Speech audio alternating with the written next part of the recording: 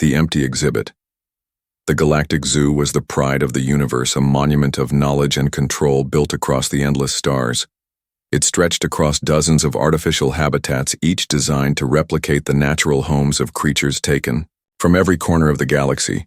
Inside its domes were death-world predators that had been tamed and displayed in shimmering cages, desert dwellers whose resilience to heat stunned visitors, ocean beasts that glowed with alien light in water tanks, and winged giants soaring in sky domes. The zoo was more than a collection. It was a message to all civilizations that the Galactic Council had the power to capture, preserve, and display any species, no matter how dangerous, no matter how rare. Yet, for all its splendor, one exhibit remained empty. It was a single vast habitat set aside in the very center of the zoo, guarded with energy barriers stronger than any other and hidden beneath layers of reinforced fields. Visitors often paused before it, wondering what terrible creature had once lived there, or what dangerous species would one day be placed inside. The display plaques were strangely blank, with only one word written in the old language of the Council. Humans' generations had passed, and still no human had ever been seen inside the zoo. In fact, many younger species did not even know humans were real. Some thought they were myths invented by the ancient stories of a strange, fragile creature from a distant blue world on the edge of the galaxy. The elders, however, knew better, and they kept silent when asked about the missing exhibit, for there was a fear in their eyes whenever the word human was spoken. Among the newest generation of curators was a young Zaith scholar named Kiralos. He was fascinated by the mystery of the empty habitat. He had studied the records of every other creature in the zoo, but whenever he searched for human records, he found only sealed archives and warnings marked with the Council's highest security orders. The more he was denied, the more his curiosity grew. Why would the Council hide so much about one species? Why leave an empty cage in the very heart of their most important monument? One evening, as the artificial suns dimmed, across the zoo, Kiralos stood before the human habitat, gazing into the empty dome. The habitat was vast, covered in forests, rivers, and mountains, designed to mimic an Earth environment, yet it remained untouched, silent, as though waiting. The emptiness disturbed him. He imagined what kind of creature could deserve such preparation and such fear. For every other predator was locked away without hesitation, yet here there was hesitation carved into stone. Kiralos could not resist. He began to search, deeper, using forbidden access codes and old clearance passes from retired scholars. He broke into the hidden archives beneath the zoo, where dust-covered forgotten consoles and old records flickered with static. The files he uncovered were fragmented, but what they revealed made his skin tighten. Humans were not absent because they had been overlooked. They were absent because they had been judged too unpredictable. The first records spoke of human endurance, of surviving environments that killed. Other creatures of adapting to climates where machines broke down. There were stories of humans walking through firestorms, surviving plagues that wiped out colonies, and climbing frozen peaks without aid. They did not dominate their world because they were the strongest or the fastest, but because they refused to surrender. And this refusal frightened the Council more than claws or fangs ever could. The more Kiralos read, the more he felt both awe and dread. He saw battle records of humans, fighting wars with each other, their own kind, clashing with weapons that scorched continents. He saw accounts of humans taming beasts on their homeworld, predators that even the Council feared to study. He read testimony from early explorers who described humans smiling in the face of disaster and laughing as they rebuilt from ruins. The pattern was clear: where other species bent, humans broke, only to rise again stronger than before.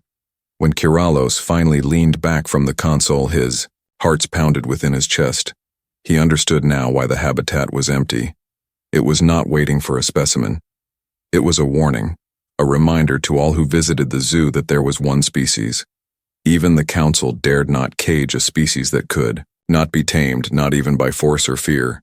And yet a thought took hold in his mind, one that grew like fire. What if the stories were exaggerations?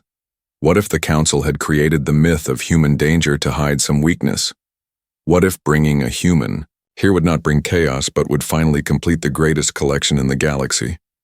He turned back to the empty exhibit, the forests waiting, the rivers flowing the mountains silent and still.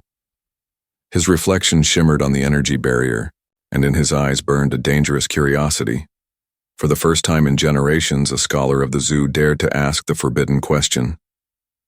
What if they brought a human? Forbidden records. Kyrillos could not sleep that night. His mind kept returning to the flickering files he had seen buried deep in the council archives.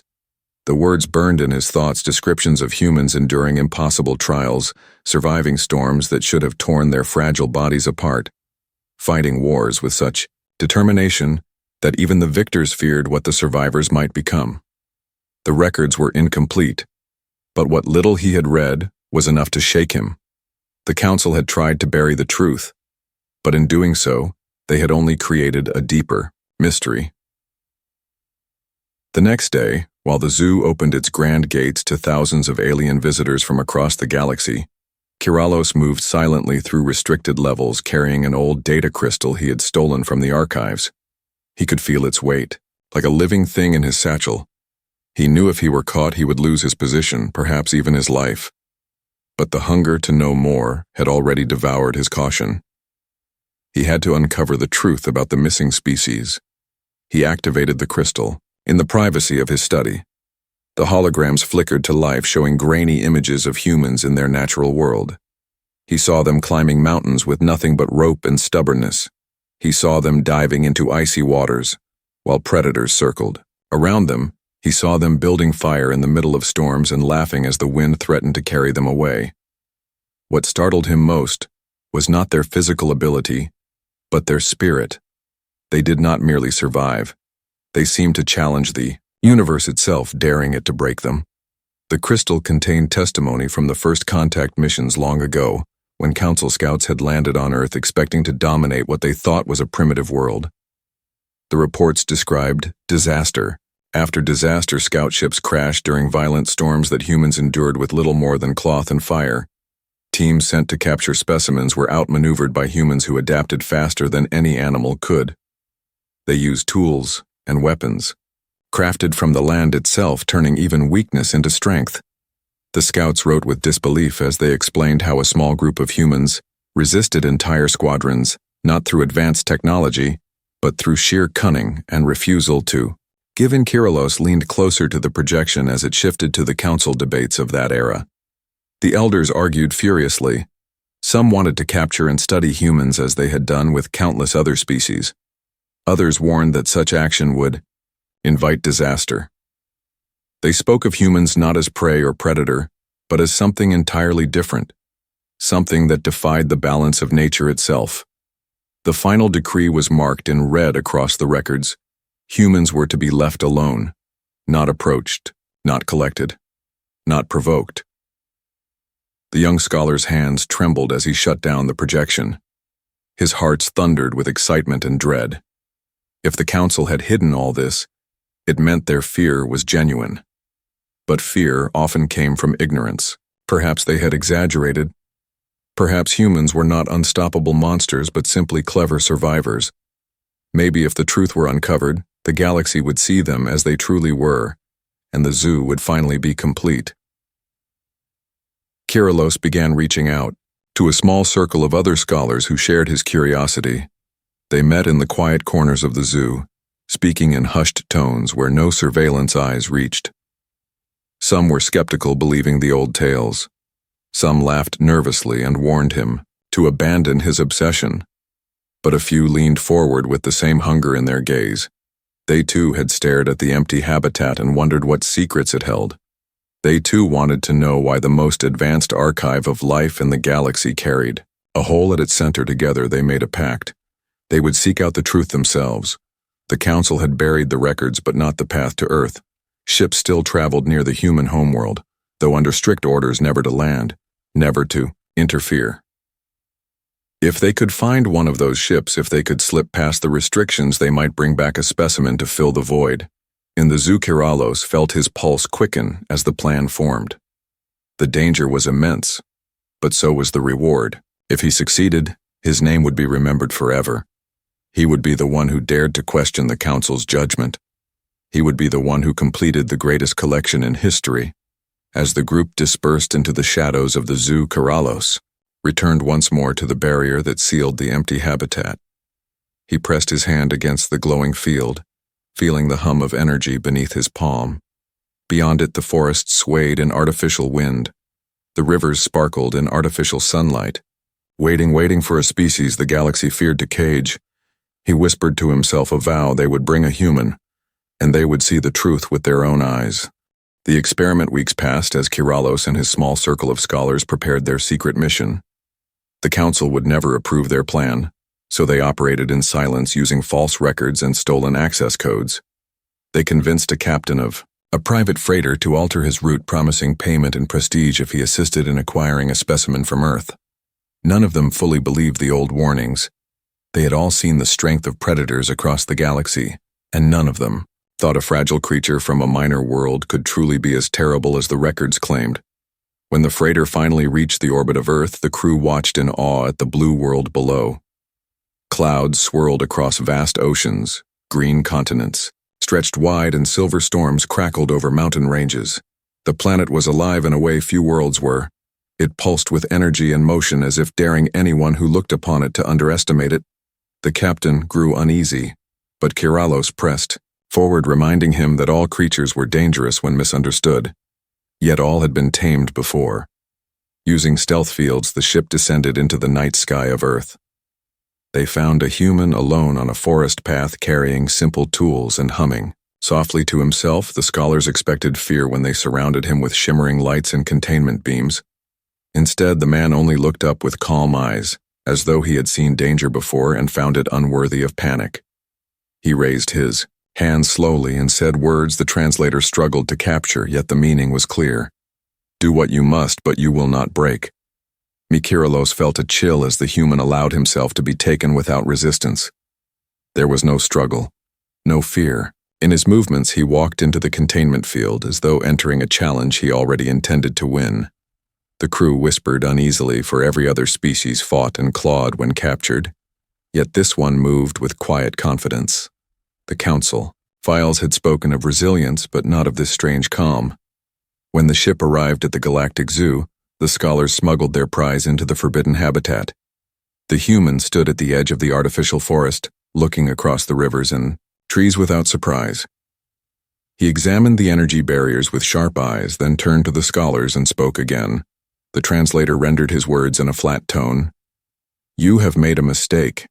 At first, Keralos dismissed the warning, believing it to be pride, but soon the signs began to appear. The other creatures in the zoo reacted strangely to the new arrival. Predators that usually prowled with confidence shrank back in their enclosures, growling uneasily. Prey animals pressed themselves to the barriers, watching the human with wide, fearful eyes. Some even refused to eat as long as he was near. It was as though every instinct in them screamed that something dangerous had arrived. The human himself behaved in unexpected ways. He did not rage or cower as most captives did. Instead, he tested his environment piece by piece. He touched the water and tasted it. He climbed trees to study the artificial sky. He ran his fingers along the ground as though memorizing its texture. Every action seemed deliberate, as if he were preparing for something larger. Keralos watched from the control room, unable to shake the feeling that the human was not adapting to the cage, but rather the cage was adapting to him. Days passed, and the scholars recorded every detail. They noted how the human healed quickly from small cuts, how he endured long hours without food, how he created tools from stones and branches, despite knowing they were useless against energy barriers. He even began to whistle songs. That unsettled the guards, though they could not explain why. The sound echoed through the zoo, making even the fiercest predators fall silent. Then came the most startling event. A beast from a neighboring exhibit broke free during a feeding error. It was a hulking creature covered in spines with jaws strong enough to crush steel.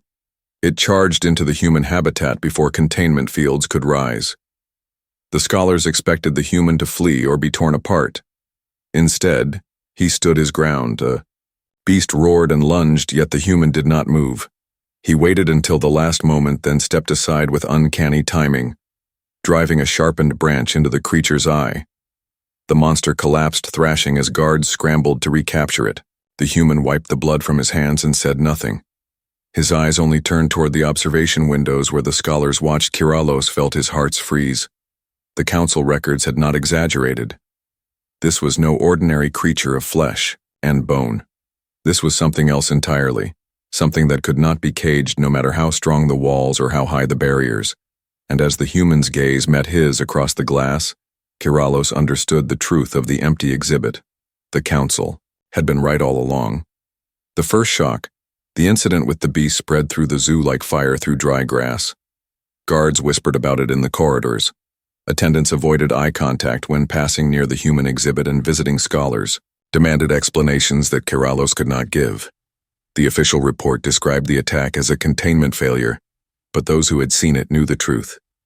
The human had not only survived an encounter that should have killed him, but had turned it into a display of control and precision that unsettled even the bravest soldiers.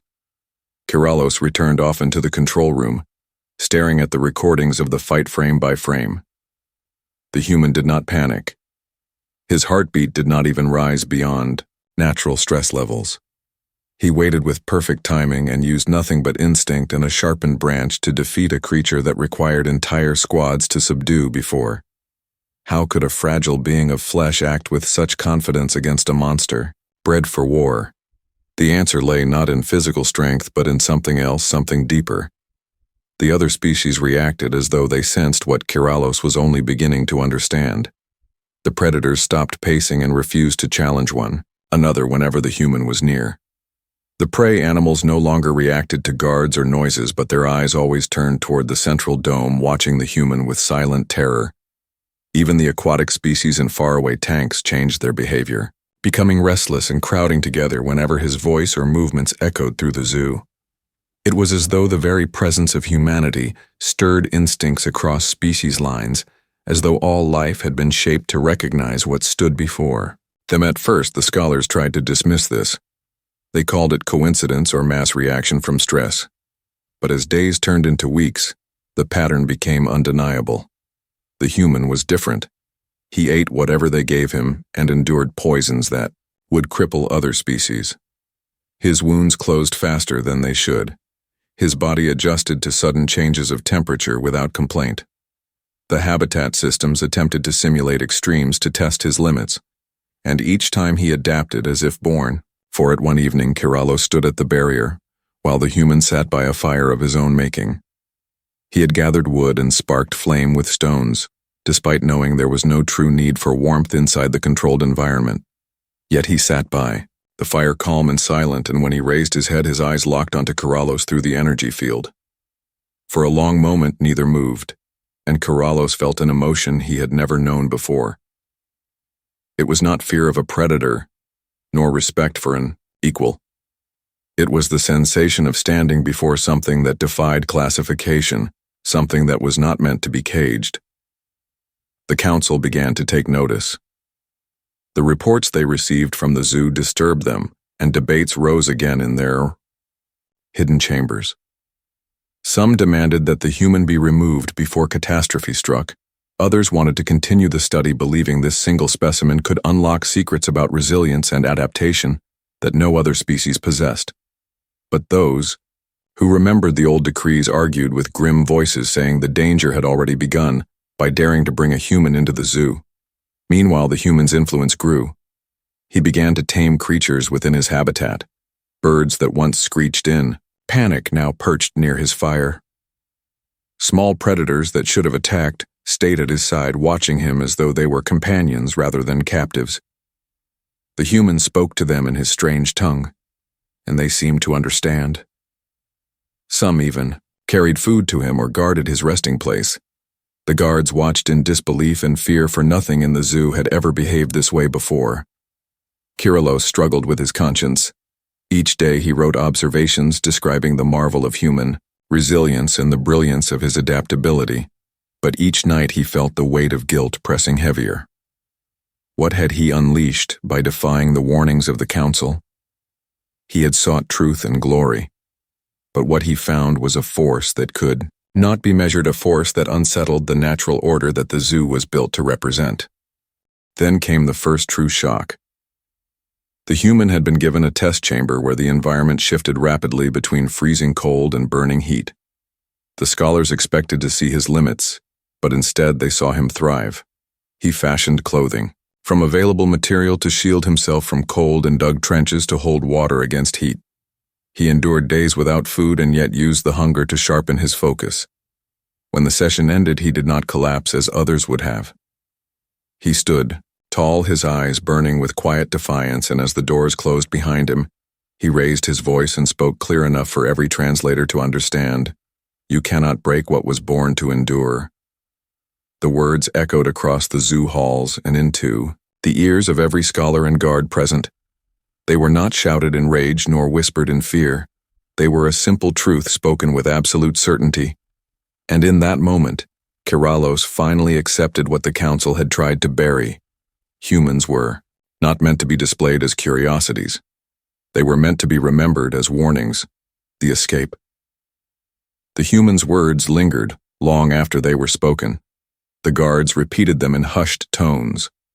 The scholars wrote them into reports, though many tried to soften their meaning, and Keralos himself could not sleep for the sound of that voice echoed through his mind.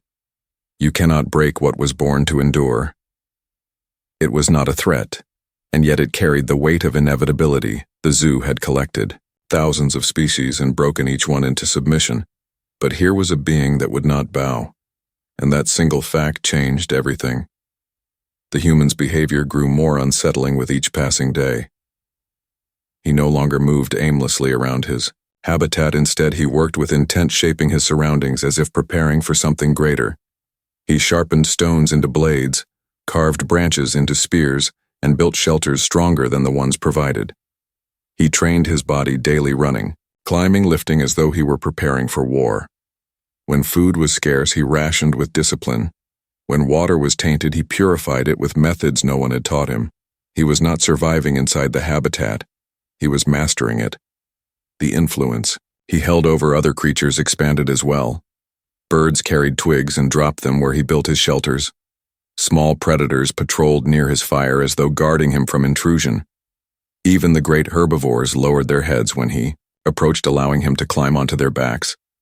The scholars were speechless, for the human was not only enduring the cage, he was turning it into his domain. Keralos knew something was coming. He felt it every time the human raised his eyes to the observation windows. Those eyes no longer studied in curiosity, they measured in silence, calculating every detail of the zoo's design. The energy barriers, the guard patrols, the feeding schedules. All of it was being absorbed and stored in that mind. The council elders had once warned that humans did not fight with claws or fangs. They fought with will, and with the ability to see opportunity where others saw only defeat. Now Keralos understood exactly what they had meant. The first sign of rebellion was small. A maintenance drone entered the habitat to repair a broken water line. It never returned intact. When guards recovered its remains, they found it dismantled with each piece laid out neatly in the dirt. The human had taken it apart using nothing but his hands and sharpened stones. He had studied its parts carefully, and though the scholars tried to dismiss it as curiosity, Keralos saw the truth. He was learning how the systems worked. Soon after that, other anomalies appeared.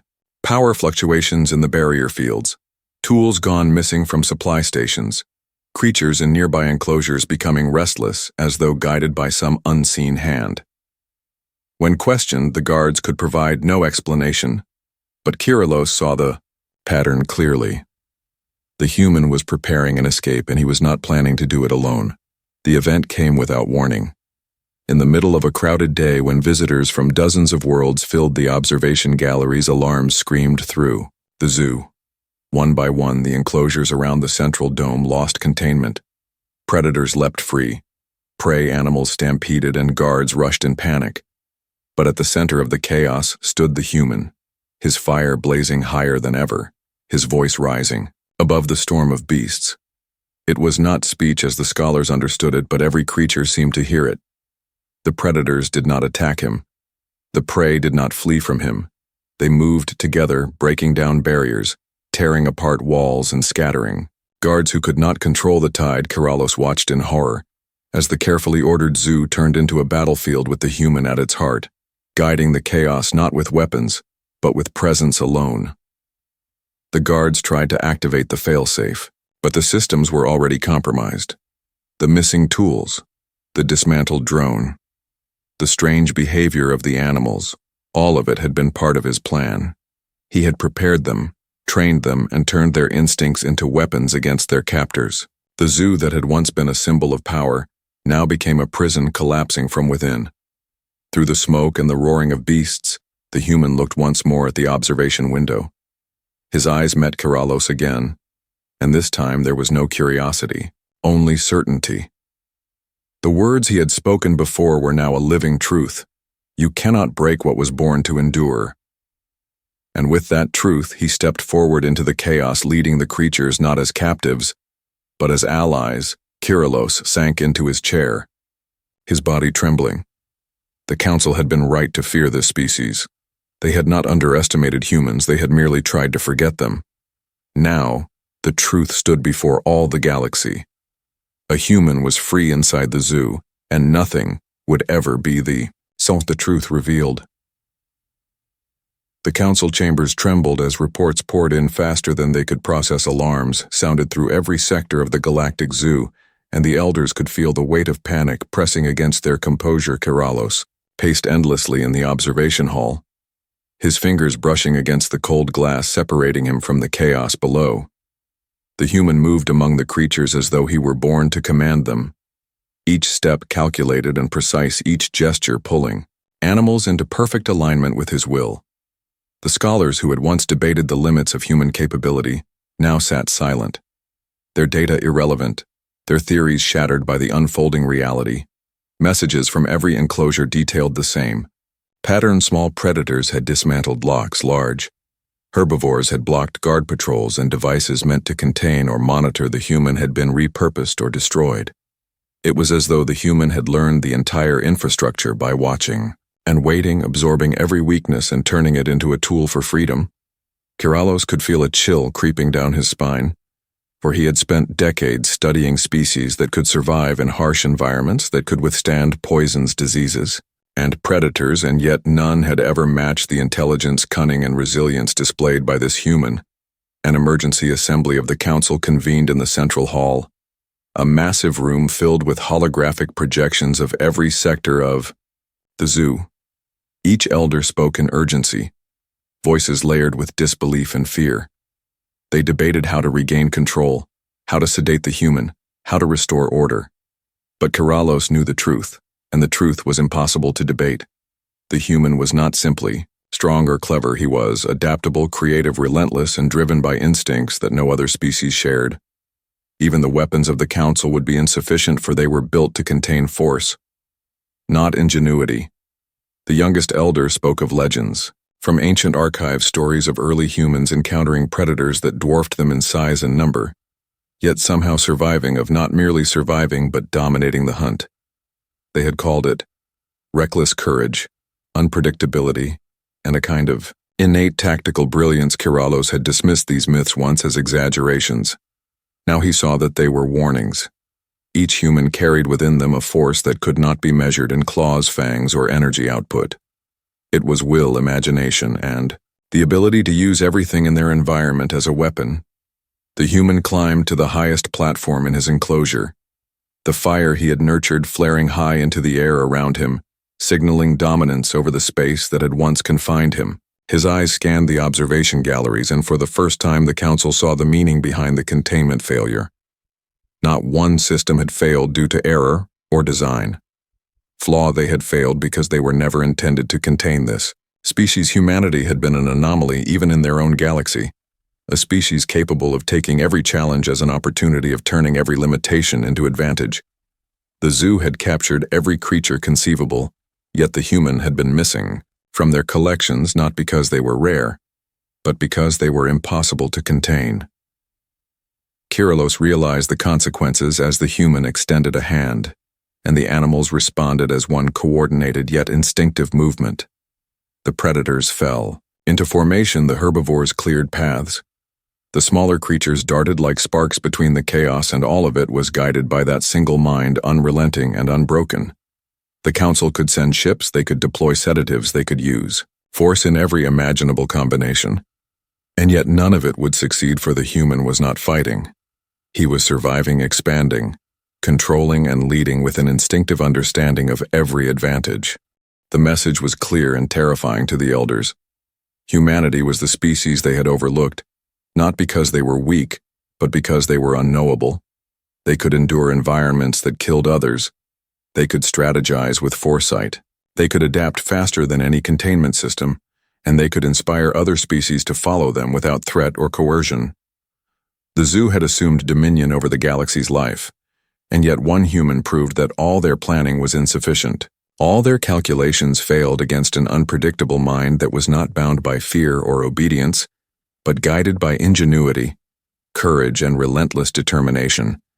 As the human disappeared into the shadows of the enclosure, leading a procession of animals through the broken gates, Kirallos sank to the floor, exhausted, overwhelmed, and finally understanding.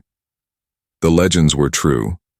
Humans were never meant to be caged, never meant to be studied like ordinary specimens. They were survivors, innovators, warriors, and nothing in the galaxy could anticipate the scale of what they would do next.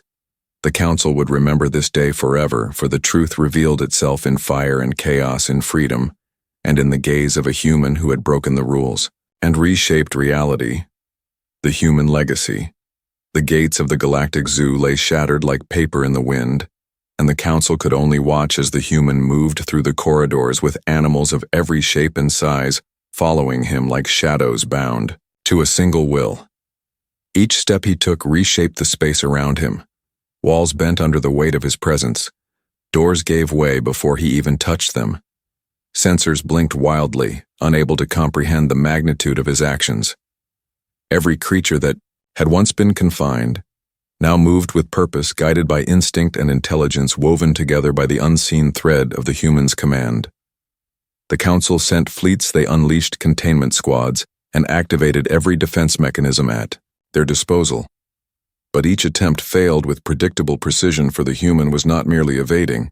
He was anticipating, calculating, and converting every obstacle into a tool of liberation.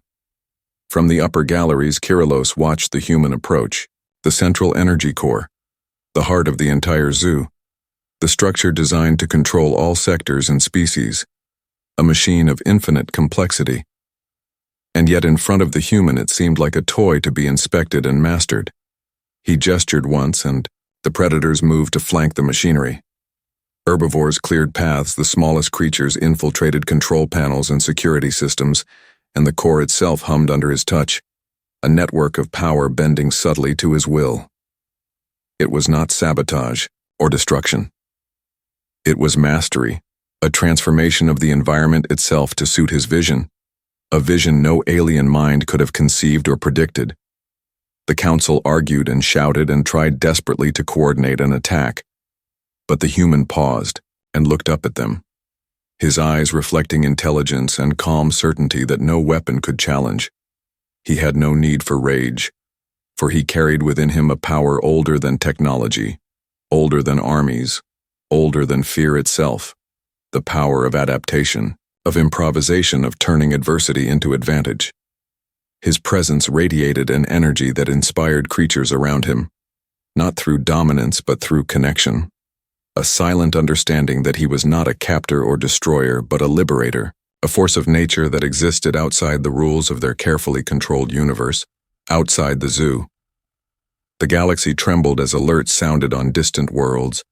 Civilizations paused their wars, their experiments, their conquests, and watched the chaos unfold because the human's influence was reaching beyond the walls of the containment facility. Even planets designed to resist invasion reported subtle shifts, a spark of unpredictability that could not be contained, signals that the humans' actions had rippled through ecosystems, fleets, colonies, and diplomatic networks alike. All who had assumed supremacy over life realized for the first time that one human could change everything. One human could topple assumptions, rewrite strategies, and challenge the very notion of control. Kirallos felt the weight of centuries of study crash around him. The humans had been underestimated not through oversight, but because no mind could comprehend their scale, their ingenuity, their instinctive grasp of every environment they touched. The Council had imagined traps, technologies, and protocols that could manage any species, yet they had never accounted for creativity, courage, and the unbreakable will that defined humanity. Each elder could feel it in their core, the realization that the missing species had never been absent by chance but by impossibility, for humans could not be contained by walls, by force, by fear, or by science alone. They required freedom to express the full measure of their potential, and when given opportunity, they reshaped the universe itself, as the human led the creatures out of the shattered complex and into the galaxy. The Council finally understood the truth that had been whispered in ancient records, that had been dismissed as myth. The Galactic Zoo was not a prison for humans. It was a stage that revealed the limitations of all other life forms. When humans moved, the galaxy shifted. When humans acted, species that had seemed insurmountable fell into alignment, and all rules of containment became irrelevant. The legacy of this human would be told for generations, a story not of domination, but of revelation of the extraordinary nature of a species that could survive, thrive, and command without fear, without hesitation, and without precedent. And in the final moment, as the human disappeared beyond the horizon into the unknown, the Council could only bow to the inevitable understanding that the galaxy would never be the same, that one species had shown what it truly meant to be unstoppable, and the lessons of that day would echo across every world, across every generation, reminding all that the species they had missed, the species they had ignored, was the species that could not be ignored, ever again. The human and those who followed had not merely escaped the Galactic Zoo. They had transformed the galaxy itself, and nothing would ever be contained in the same way again. Humanity beyond the stars. The galaxy had never been quiet since the human emerged from the confines of the Galactic Zoo. Every world, every civilization, every star system seemed to pulse with the memory of his presence, and even after he vanished from sight, the ripple of his existence lingered in the hearts of creatures who had once been his captors and in the minds of those who had watched helplessly from a distance. For humans were not just survivors, they were architects of possibility, shapers of destiny, forces of nature that could bend worlds without breaking them or demanding tribute. And the species that had underestimated them realized too late that their arrogance had been their downfall. The liberated creatures moved through space, guided by instincts, heightened by freedom and a sense of loyalty to the human who had freed them. Predators and prey that had never understood cooperation now acted in a harmony born not of fear, but of respect and recognition, that the human represented something beyond comprehension, something that no algorithm, no hierarchy, no armada could measure. The aliens tried to recall every contingency, every stratagem they had studied to control species, and every plan failed to encompass the infinite adaptability that humans possessed. They had assumed intelligence could be quantified, strategy could be predicted, and survival could be contained, but humans were not subjects to be studied. They were storms to be witnessed, galaxies to be understood, and the universe itself seemed to pause in acknowledgement of their existence. In distant star systems, fleets reported unexplained phenomena. Ships that had been lost for decades returned, seemingly guided by unseen hands. Planets that had been on the brink of collapse thrived again, and signals that carried no recognizable pattern seemed to converge toward the same paths the human had taken. It was not magic. It was evolution, accelerated by courage, by creativity, and by a relentless will that demanded nothing and yet accomplished everything. The elders of the Galactic Council convened one last time, their chambers filled with a quiet awe that had no precedent, for even their ancient memories could not hold the weight of what they had witnessed, and every protocol they had, devised to manage life and maintain order, felt suddenly trivial.